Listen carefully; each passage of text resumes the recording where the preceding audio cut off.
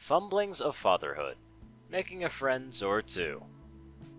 It was a little past noon, on the third Sunday of July. The birds were chirping happily, and the ponies were out enjoying a warm and relaxing day.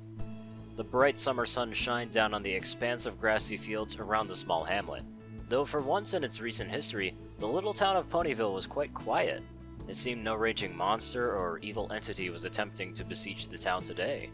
So, the citizens were seizing the opportunity, soaking in the wonderful rays of sunlight. It was at a small park that a lone stallion was sitting atop one of the benches. With a newspaper in hoof, the stallion would read a few lines before glancing over the top, looking at a small filly who played in the sandbox. A short black mane rested on his head, barely shifting as he kept glancing up at the foal that played before him. Light green eyes blinked a few times as the filly waved at him. Lifting a dark gray hoof, the stallion waved back as she resumed playing. The stallion's name was Duskhoof, a simple stallion from Trottingham. He had come to Equestria shortly after his daughter was born to escape. Well, it's best not to talk about that. With a cutie mark depicting a roll of parchment being written on by a blue feather, with a small red heart in the middle. The stallion was a thinker. He was thoughtful and kind, the same things that he had taught his daughter, though sometimes she struggled to think before she spoke. Look, Daddy, I've made a castle! The brown-coated filly giggled, proudly displaying her little castle made of sand to him, her larger-than-average ears twitching as she laughed. His smile grew as the filly named Molasses, or Mole for short, grabbed her little shovel with magic and started filling her bucket.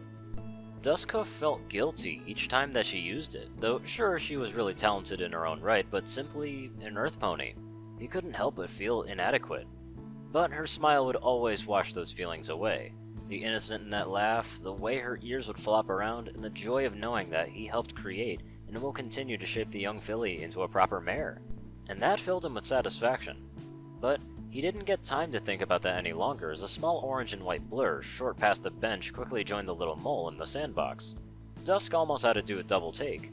He had never seen this other filly before. Her orange tail was cropped but short.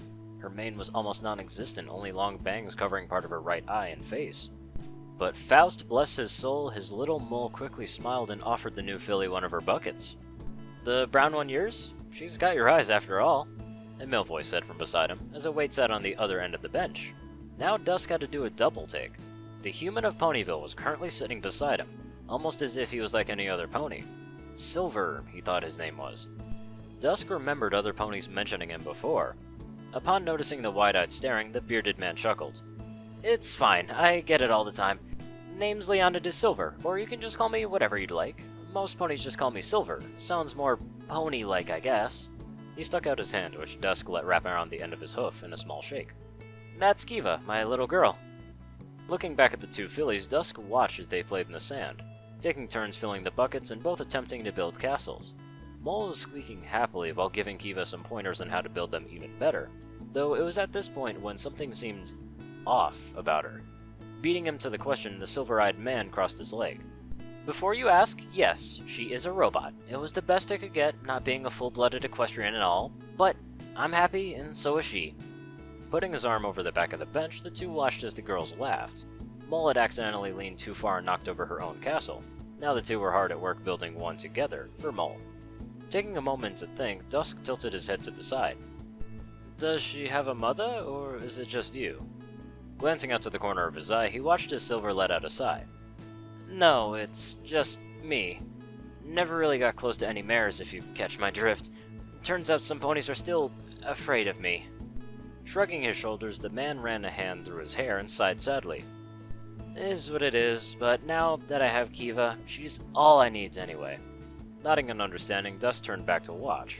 They had ditched in the sandbox and were currently playing on the small jungle gym, playing with what could be described as a simple version of tag, though it was more akin to a follow-me style of game. "It's nice seeing her get to play with the other foals. Most of them are really mean to her, calling her names and the such. It really discourages her, a poor thing." Wiping the start of a tear from his eye, Silver smiled while giving a small wave as Kiva slid down one of the slides beside Mole. There was a few minutes of them just sitting in silence, watching as the two darted, laughed, booped, and tumbled around the entirety of the park. They made sure not to leave 1 square foot of grass untouched, no tree unclimbed, or at least attempted before collapsing into a heap, each one trying to tickle each other. "Does this get any easier?" the human asked suddenly, though quietly, his voice heavy and almost shaking as he rested his head on his hands, his eyes watching as Mole scurried over, giving a very short and quick hello, before grabbing what looked like a coloring book from a pair of saddlebags sitting beside the bench and brought them back to Kiva. They quickly got to scribbling stuff, chattering happily back and forth. Dusk wiggled closer, gently patting the man on the back. I'd be lying if I said it did, but the proud feeling does get better as time goes on. Watching your little one grow and mature, that's what makes it all worth it, eh? His accent lacing every word he spoke, only seeming to enhance the message behind them, his head turning slightly. You're right, though it seems every day it's a struggle. Trying to balance your life as much as I can, providing a nurturing environment for her. Some days I question if I bit off more than I could chew. His heart was feeling for the man. The stallion shuffled even closer and gave him a small hug. Well, as my old man used to say, Dusk, live your life to the fullest, because you never know when it's gonna end. And it's true. He passed shortly after I turned the big 2-0. Swallowing the lump in his throat, the Earth Pony laid his head against Silver's shoulder. And I can tell you, you wouldn't be as happy deep down as you are right now without her, and I can see she looks up to you, just like my own flesh and blood does. Blood may be thicker than water, but love for some pony else, whether it be a friend, brother, or daughter, that, his hoof poked the man's chest, will be with you forever. Taking the words for a moment, Silver thought deeply, turning his head to see the stallion smiling back. He searched his eyes, finding kindness and sincerity in the pools of green. You're right, Dusk. Thanks. Really.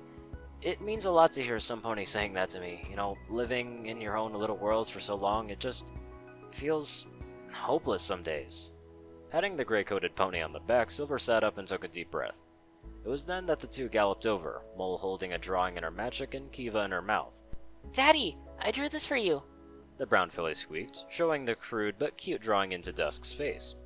It showed her and Kiva giving a muzzle nuzzle, with the words best friends forever misspelled, and written in different colors along the top. Kiva was more hesitant, but she gently offered Silver her drawing. It showed what he could figure was him, bending down to hug the little robo-pony. They were both crying, but with smiles. Along the top it said, no matter what happens, Daddy, I love you. Unable to hold back tears, Silver grabbed his daughter tightly and held her close. Kiva nuzzled his neck, sniffling quietly. I love you, Daddy. Glancing over at Dusky and Mole, the two knowingly nodded as Silver laughed happily. I love you too, Kiva. Forever and always. Mole let out a happy whinny, bouncing on her hooves a few times.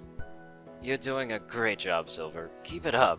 If you ever need anything, just let me know, okay? My door is always open for a friend. Come on, Mole. It's time to go home for the day. With that, he headed off to pick up her coloring books and crayons. Letting the creamsicle-coated filly, Mole hugged her tightly, shifting from hind hoof to hind hoof. I'll see you again, right, Kiva the Robo? Giggling at the nickname that she had given her friend, Kiva nodded while hugging back tightly. Of course, Molly. You're my new best friend. It was then that Dusk had returned, calling for Mole. They broke the hug, looking quite sad before Kiva booped the unicorn's muzzle. We're BFFs now, so I'll see you later, okay? With teary eyes, the large-eared filly nodded before giving one last tear-filled hug, reluctantly pulling away to follow her father out of the park. Waving all the while, Kiva watched as Mole and Dusk turned around the corner and out of sight. Yawning, the robo-pony hopped up onto the bench, nuzzling into Silver's side as the sun set. Her eyes closed, tired from all the playing. Let's go home, Kiva. Lifting the sleepy filly up, Silver left into the opposite direction, only stopping to glance back at the place where he had met one of his greatest friends. Promising himself to come back tomorrow, Silver turned heel and headed home. Today was a good day after all.